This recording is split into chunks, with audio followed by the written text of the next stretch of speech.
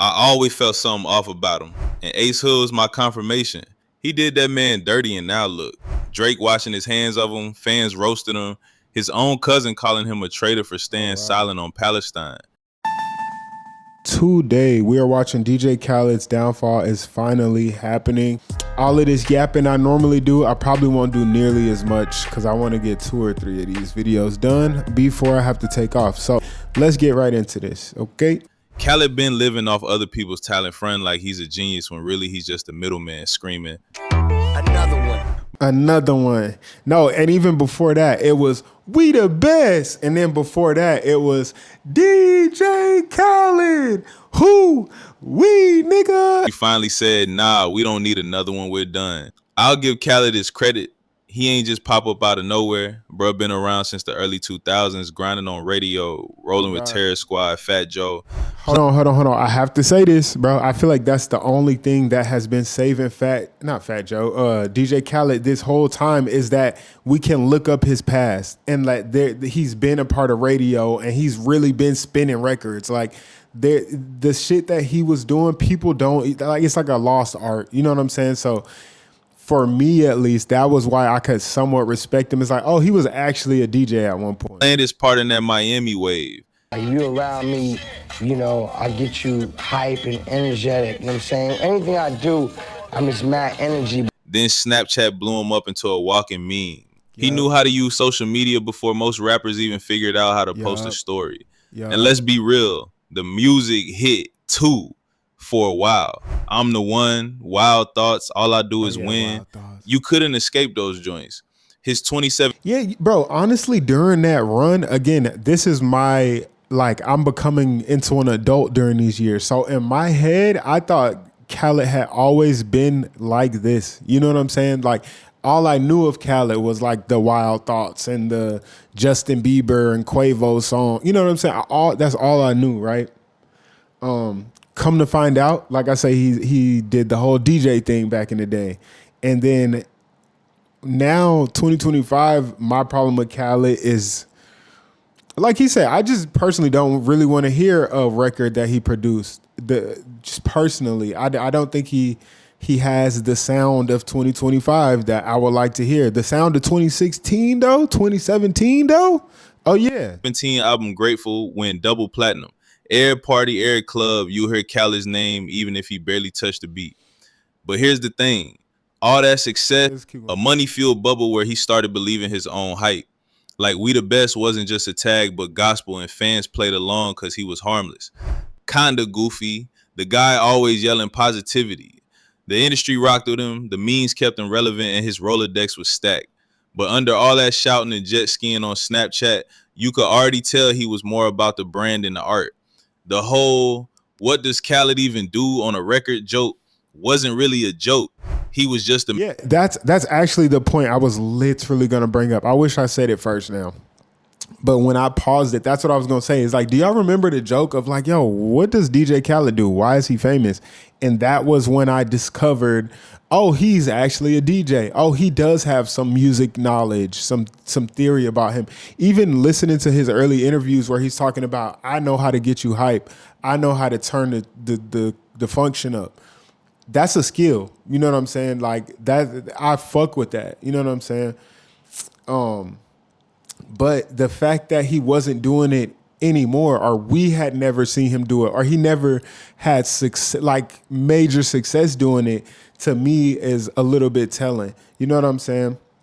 And it makes sense why when he did have success, it's like if you don't have something else to fall back on, you know what I'm saying? Not that DJing is such a strong thing, but imagine DJ Khaled could just go back to a radio station and really have people appreciate him spinning shit. You know what I'm saying? But I feel like as a producer, it's like if he's not producing, then we're not listening. You get what I'm saying? Like, I'm all about having skills and being valuable. Man, curating vibes and living off features. That's cool when people love you. But once the tide turns, that same formula makes you look real expendable. 2019 was the moment the mask slipped. Khaled dropped Father of Assad and thought it was automatic #1. He had the features, the budget, the machine. He figured nobody could touch him. But then Tyler, the Creator, dropped Igor. Oh, yeah. Whole different vibe, experimental, creative, something fresh. Igor was so special to me, bro. And this isn't just me dick riding. It's like me, like, you know, what they say, hindsight is 2020, bro. At the time, I thought Igor was just cool. I didn't really think it was that special. But like he's saying, bro, it was so different from what, you know, we were all expecting or what we've all heard on the radio up until this point. We were, you know, kind of on the DJ Khaled wave, on the Lil Baby wave. But then you hear, You Made My Earthquake, and all the other songs, and it's like, oh shit, you know what I'm saying? There is some good music out here. I can't explain it, but Igor really was the like an incident for this man, bro. Interesting. Without Igor, he probably would have went number one. Without Igor, we might not be talking about this. Even though I personally did not listen to Father of Assad, I was listening to Igor. But I don't think I would have listened to Father of Assad even if Igor didn't drop. Like I said, personally, I just don't think I would have heard it. And boom, it takes the top spot. And Khaled, instead of congratulating the man like a grown-up, he threw a temper tantrum. Went online, salty, talking about, I make albums so people can play them everywhere. Not that mysterious you never hear. I hate when niggas do that, bro. It's not even, okay, let me calm down first. Let me calm down, because I feel like I'm a person that makes that mysterious shit you never hear. When really it's just there are some people, bro, that are more creative, or no, I don't even want to do it like that, bro. It's not even more creative, less creative, because it's very creative and it takes talent to do what Khaled does. But there are people who don't think like everyone else. You get what I'm saying? So for me, the same way me and you might feel a different way about, you know, any political event or some social event happening, right? We might have different commentary on it, but it doesn't make either of our experiences better or worse than the other one. It's just two different views or two different opinions. You get what I'm saying? So I just really hate when people try and be like, oh, well, one person makes radio hits, one person makes like underground rap, right? I feel like when you start trying to be like, oh, well, you make cookie cutter music. Oh, well, you make mysterious shit. Nobody like, I hate that argument, that conversation. I know I just said a whole lot of nothing, and I've been pausing a lot, so I'm gonna just let this video play out. I gotta say this too. I make albums so people can play it and you actually hear it. You know, driving your car, you hear another car playing it. You know, go to the barbershop, you hear them playing it. You know, turn the radio on and you hear them playing it. You know, it's playing everywhere. It's called great music. It's called albums that you actually hear the songs. Not no mysterious shit and you never hear it. What are you talking about, bro? Literally, to me, that just sounds like a nigga who's salty and out of touch, bro. Because from where I'm standing, bro, I heard Igor every day, everywhere in America. I'm not in America no more, so. But I'm just saying, bro, I heard Earthquake every fucking morning. And this isn't just in my car, on my Spotify. No, nigga. From one way or another, I was hearing that song. So this is just a bad take, if you ask me. A salty ass take. On your dome. Basically saying Tyler's album ain't real music because you can't hear it blasting at the barbershop. Bruh, do you hear yourself? Tyler out here pushing boundaries, creating art. You out here mad because you didn't hear Igor playing at 7-Eleven. That meltdown showed the world what I already felt. Khaled ain't about creativity. He's about charts and ego. Tyler even laughed at him later.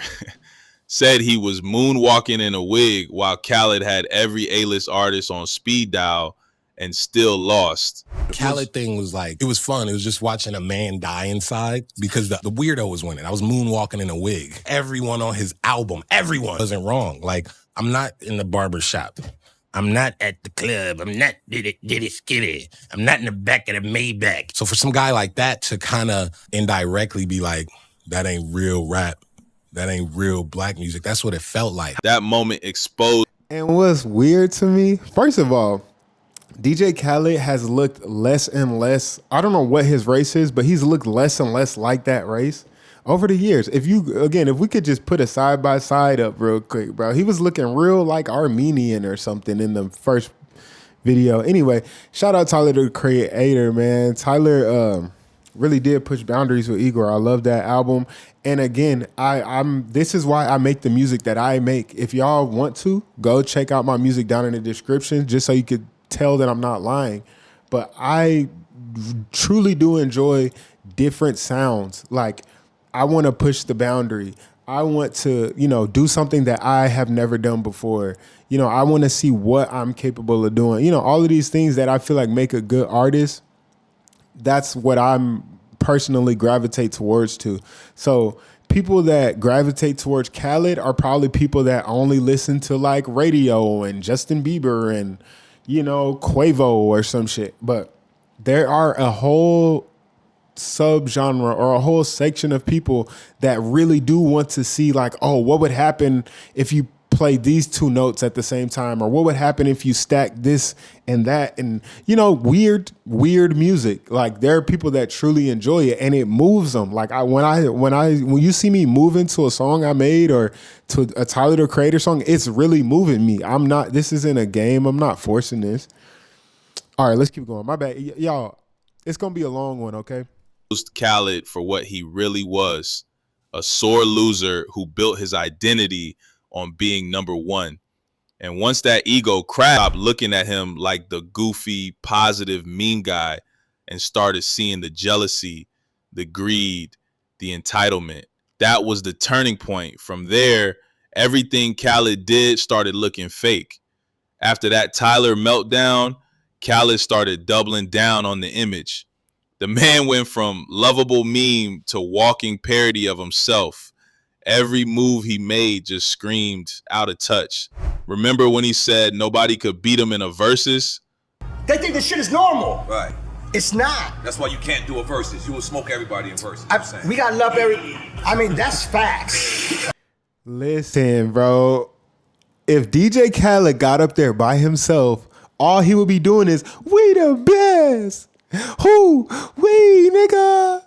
We the best. And the beat would be playing in the background, and then we would have to go to the next song or the next artist. You know what I'm saying? Like, what are we talking about? They're your songs by legality.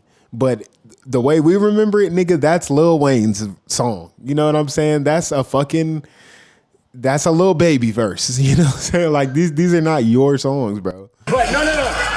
Anybody's ever asked me that, I always said that. I'm never backing down on that talk. But I'm saying, I'm not doing a verse. I got love for verses. Right. I sound clash my whole life. I've been battling my whole life. Right. Trust me. But when it comes down to battling verses and all that, I'm more of a fan of it because I used to sound clash my whole life.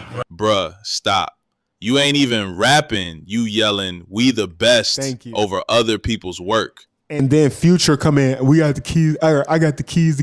You know what I'm saying? It's Future that we fuck with. It's JB that we fuck with. You know what I'm saying? It's not you, Khaled. You're in the background. You know what I'm saying? Oh, shout out this song, though. This is the song that introduced me to DJ Khaled, Ace Hood. This song introduced me to like my modern taste in music in a way. You know what I'm saying? I was already listening to rap, but this song right here was so powerful for me. That's like the substitute teacher saying he could out-teach the professor. Yeah, that's delusional. Crazy. And then that video of him being carried by his security so his Jordans wouldn't get dirty. Man, do you know how wild that looks in a world where folks working 3 jobs just to keep the lights on? Yeah, that's a good point. That out of touch thing that he brought up, or that we've all been saying, is like, yeah, that's a good fucking point, bro. It's like, bro, we're in a whole recession going on to a fucking depression in America, bro. And here you are trying to flex your wealth. Yeah, bro. Right now, if you're an artist, wealth is not the meta. Right now, the meta is being a regular person and being likable and relatable. You know what I'm saying? That's the meta right now. Right now, all this, I'm overly godly and, I'm the best and I have to be carried and I can't crease my Jordans.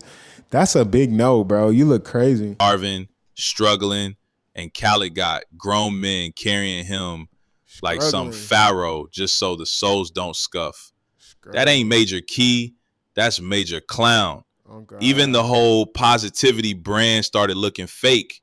Yeah. He'd hype himself up like he was some motivational guru. Yeah. But behind the scenes, label people saying he was furious, mean, and entitled when he didn't get his way. Yikes. The public only saw the smiley DJ Khaled yelling blessings, but industry folks saw the other side. That's when people started asking, who is the real Khaled? The meme guy we laughed at, or the greedy, self-absorbed dude who can't handle losing? It's obviously the greedy, self-absorbed dude that can't help losing. Like, I never for a second didn't think it was anything but that, in recent times.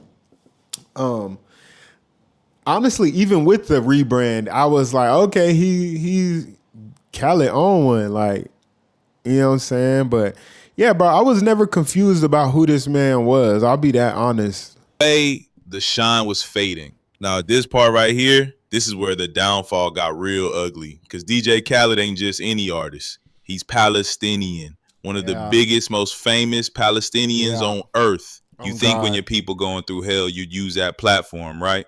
Yo, honestly, he flopped right here, bro. He could have used this Palestine thing to be in front of everyone's face for like the next 3 months to a year, bro. He could have used the hell out of this Palestine thing. It was like the one thing that was given to him that he didn't have to damn near like, you know what I'm saying, force his way into. It's like, bro, you are that. This hip hop thing, this black culture thing that you do, this not really it for you. You know what I'm saying? Like, that is who you are, bro. That's crazy that you wouldn't speak up. But Khaled, silent. Crazy. Density is a tool to record your DJ set and master it after. Density connects to DJ decks. Fuck that shit.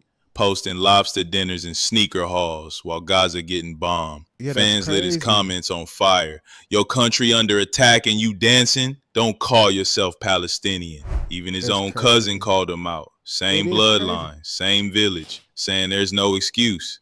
Yeah, bro. It's like at a point, it's like you gotta call a spade a spade. Like, bro, I'm sick of this. I don't want to see it. And just imagine that was, if DJ Khaled was my own brother. Not that my brother a grown man, just like I'm a grown man, make his own decisions.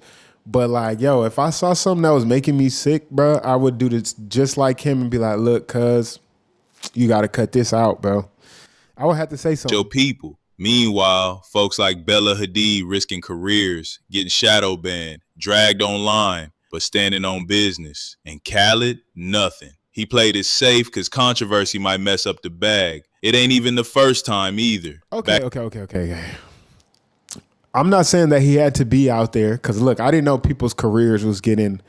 That's a whole other conversation. When you taking care of families, you might have even been taking care of his cousin's family, right? When you taking care of people, it's a little bit different. I wouldn't go that far, but like he could have tweeted something or something, you know what I'm saying? But to just be dancing and acting as if it's all just games as normal, that's what I was kind of speaking on. But I don't feel like he has to put his career in jeopardy. I wouldn't even expect that from the woman who did it. Back in 2016, he was doing shows for Sabra Hummus, a company tied to funding the Israeli military. Palestinians saw that as a straight up sellout move. That's crazy, bro. D.L. Hughley went off on him after that clip of Khaled being carried to save his Jordans. Bro. Said, we're used to Palestinians being carried, but usually it's bodies with no shoes, no feet. Dave Chappelle even joked how Khaled the only fat Palestinian on earth right now. People starving, he eating good. Bruh, when comedians turning you into a punchline over your silence, that's bad. And it shows. The people he claims to represent don't even claim him back anymore. They see the truth. Khaled picked money over his people. And once that label hit him, sellout, traitor, coward, is stuck. And here's the crazy part. That same selfishness, that same silence, it's exactly what came back to bite him with Drake too. See, Khaled could have maybe survived the Palestine heat if the music still hit. But the one dude keeping him afloat, Drake. Drizzy. And once that relationship cracked, it was curtains. For years, Drake was Khaled's cheat code. Every album rollout had the same meme. Did the Drake vocals come in yet? And people joked about it, but it was true. Khaled built whole projects around whether Drake sent them a file. That's not producing. That's babysitting a Dropbox. I swear to God. But this is why people say it's not about what you know and all of this stuff. It's who you know, bro. It really is. Like, Blockbuster. I got 2 Drake songs. Bruh was running around with posters, shouting it on IG. Even dropped a Hollywood-style trailer with Mark Wahlberg like it was Fast and Furious. I remember that. Whole promo campaign built on the fact he had Drake features. Not the music, not the concept, just Drake. Yeah. But then February 2025 came, and Khaled made the big announcement. And Drake nuked it with one IG comment, must be Drake Bell. Whole internet started clowning him. Ooh. And that's the thing, bro, is like, when you are so like just not tapped in that you don't even see that the nigga that you're glazing or the nigga that you've put all your eggs into is like, yo, this is corny. I don't even want to be a part of it. Like, when you're that far gone, bro, it might be time to pack it up, or maybe just get a team around you or something, bro. Like, damn, when from corny nigga to corny nigga, it's like that. Oh God, you know? Foreign aid, memes flying everywhere. Within days, Khaled deleted the announcement like it never happened. That was the moment. The world saw how desperate he really was. His entire rollout, 2 years of hype, killed. And one sarcastic comment. And worse, it showed Drake ain't rocking with him like that anymore. Avoiding risk, playing it safe, chasing charts, begging for features, and hiding behind the brand. But when the smoke cleared, he had no real foundation, no respect, no loyalty, no backbone. And I'm going to be real with you. I always felt the energy was off. Energy don't lie. The Ace Hood situation, that was my confirmation. Ace Hood was one of the most talented, positive dudes out here. He was set up to win, but Khaled kept him shelved, played politics, and that man's career never recovered. Khaled ate off him. Bro, it's so unfortunate. And this is the end of the video, y'all. I really do have to get going. But just really quick, bro. I said this in my last video about this, but Ace Hood, literally Ace Hood, bro. When I was growing up, Ace Hood was the greatest rapper alive. I mean, next, Lil Wayne was the greatest, and then Ace Hood was better than anybody after that. You know what I'm saying? Ace Hood really had a legitimate chance to be a part of my generation, my brother's generation, you know what I'm saying? And he could have ran with that shit. But whatever the fuck happened between him and DJ Khaled, if y'all don't know, go watch my other video. I don't want to spoil it here. But when they fell out, Ace Hood's career never recovered, bro. And even when you get down to the nitty gritty, when you find out how much DJ Khaled was charging him to get out of the deal, it was like, oh yeah, this dude for sure has been exposed himself for what he truly is, bro. And that's a money-hungry, greedy, pig-looking Palestinian. I hope that's not offensive to anyone, but the man is all of these things, bro. Anyway, let me know what y'all think down in the comments, man. I love you guys so much. Thank you so much for watching, man. Anyway, peace out. Hey, also, tell me safe travels in the comments. Let you know. I'll probably be where I'm going by the time y'all see this, but just say safe travels. You know what I'm saying? Anyway, peace out. Stop the video. If you would, just consider following me on Instagram and Spotify. I got a goal. I'm trying to get to 2,000 monthly listeners. And after that, I'm trying to get to 5,000 monthly listeners. Y'all have been great, man. I really appreciate y'all.